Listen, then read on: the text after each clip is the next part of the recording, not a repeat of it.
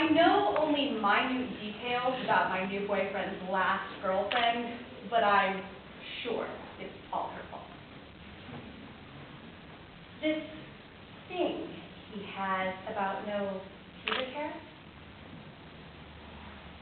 10 years his senior, a blonde magazine editor named Christy.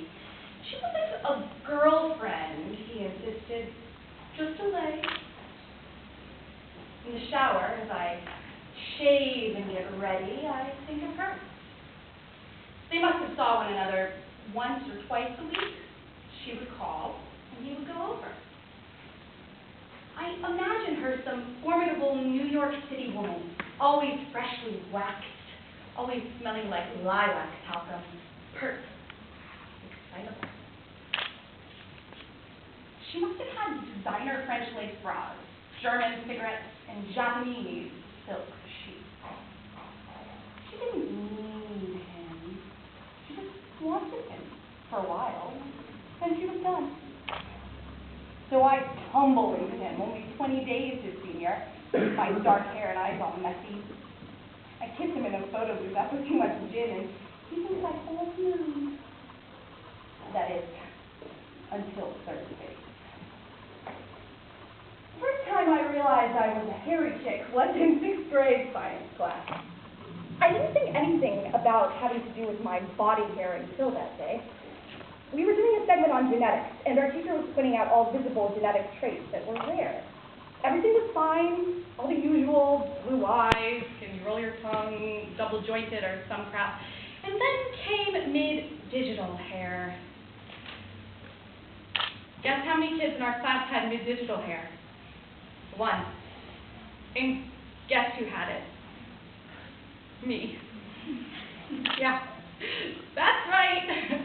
The cute girl in the tie-dye shirt who was taller than everyone also had gorilla hands. Lucky girl. I've been described as pretty good looking, and yet I have hair on my fingers, on my upper lip, under my arms, on my legs, need I say crotch? Let's just get this straight though. Bodies are weird.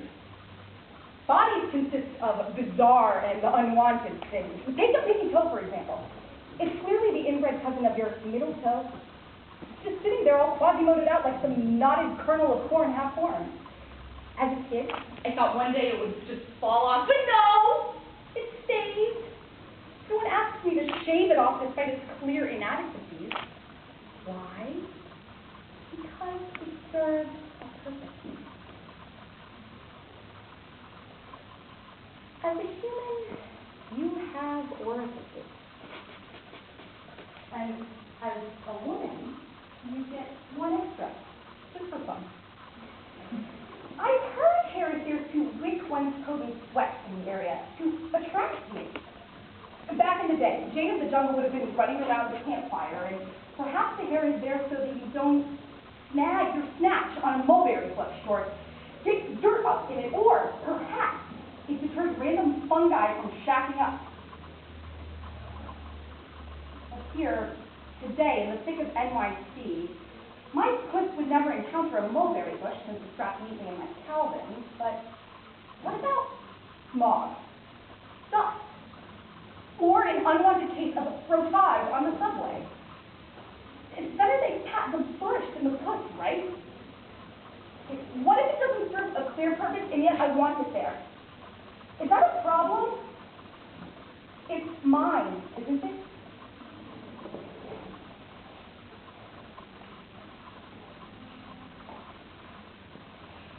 At 3 a.m. I tried to describe a vagina to him. It's a delicate swamp. A bog, even. Yeah, that's right, a bog. I then went on to describe the phenomena of a bog to him and his friend over makers on the rocks. A bog is incredible. It has its own ecosystem. It feeds itself. It cleans itself. A bog is so clean. If you got abandoned in a bog, you could eat your way out. That's how clean the dirt is. Just like, down here. I winked at my boyfriend, thinking my comparison was super clever. My boyfriend's mouth goes black, and he laughs nervously to his friend. Isn't she just? Seriously though, look at the facts. Bogs are acidic, have tannin-sweated waters, and mostly carnivorous plants grow in them. Need I say more? Slam my whiskey as he picks up his coat and raises his eyebrows in my way. Later, back at my place. Is everything okay down there? It's all red. It's razor burn. Weird. So, fogs get razor burn too? It's been known to happen. I slam off the light. There have only been 3 men in my life who have not cared if it was wild down there. The first was a glass blower who lived in the mountains of North Carolina. And not only did he not want me to shave my bush, he really didn't want me to wear a bra. He was 6'4" and had a face of Paul McCartney. We made out in his Airstream trailer in Miles Davis, and at the end of the summer, he wrote me hand-dyed paper letters at school. I never wrote back. The second is my big ex. He never cared. But he was also stoned all the time, so maybe he just didn't notice. Sometimes he was so stoned, he would go to the bathroom in the middle of the night, but instead of making it back to my bed, he would end up sleeping in the dog's bed. I suppose it goes without saying that if the man is willing to cuddle up with a dog, my short and curlies probably didn't deter. Third was Alex.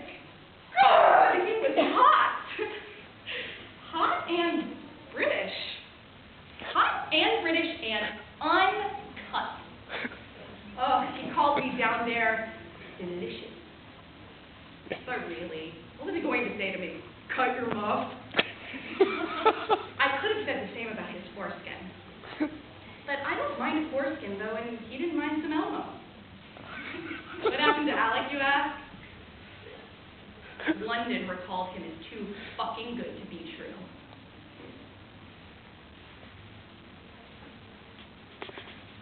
I know what you're thinking. Look here, hippie woman. Get your head out of the sky and get the clippers to the pelvis lettuce. I will have you know, I own a Michael's Kors suit, wear high heels most days, and am fine trimming pretty much every other hair on my body. Beware, men of the world. I walk, untouched among landing strips and Brazilians alike. On Fifth Avenue, I could even be mistaken for the coveted, elusive, and endangered bald spoon.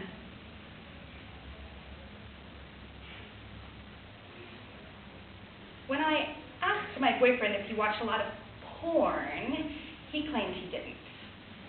I tried really hard not to blame porn. It's just so easy. All those women all waxed and bendy, their vaginas gleaming like fresh pearls. Historically, the Greeks had their hands in the anti-pube cookie jar, but they also had insane pubic lice breakups, which were only prevented by tweezing out every single hair. Who wants a beaver full of beetles? Turns out, I can blame all European art. They chose, for centuries, not to include female pubic hair in almost every painting or sculpture of the female form.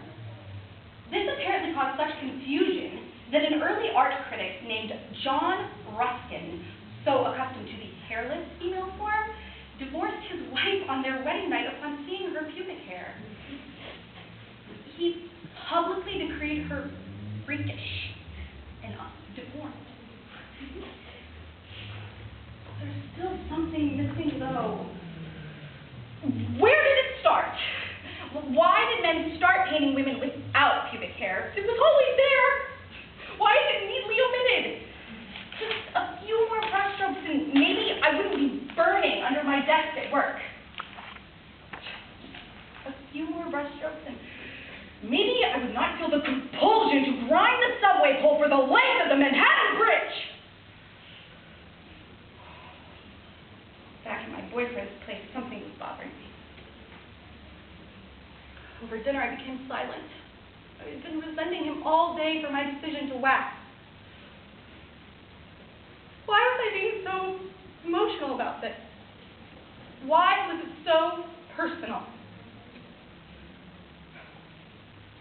Then I realized him disliking the way I looked down there felt like some commentary on the way he felt about me. I felt most myself with hair there. Yep. His preference was none. I began to cry in my couscous. I just want it back. I sobbed. Want what back? He looked concerned. I just want my pubic hair back, okay? I like it! I blurted out and then looked down. Well, it will grow back, won't it? You didn't do anything drastic, did you? He said, completely confused.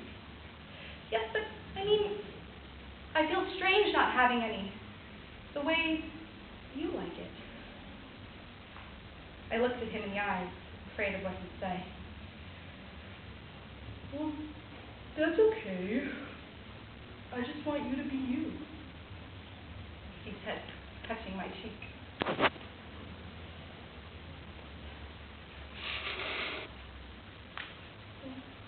I realized suddenly it wasn't as big of a deal as I was making it. It was my choice the whole time, and I didn't allow it to be. It had nothing to do with the history, porn, or him, and had everything to do with the way I felt about myself. About being myself around him. Well, it was good to finally tell him that I wanted to be myself. And to hear him say that he wanted that too.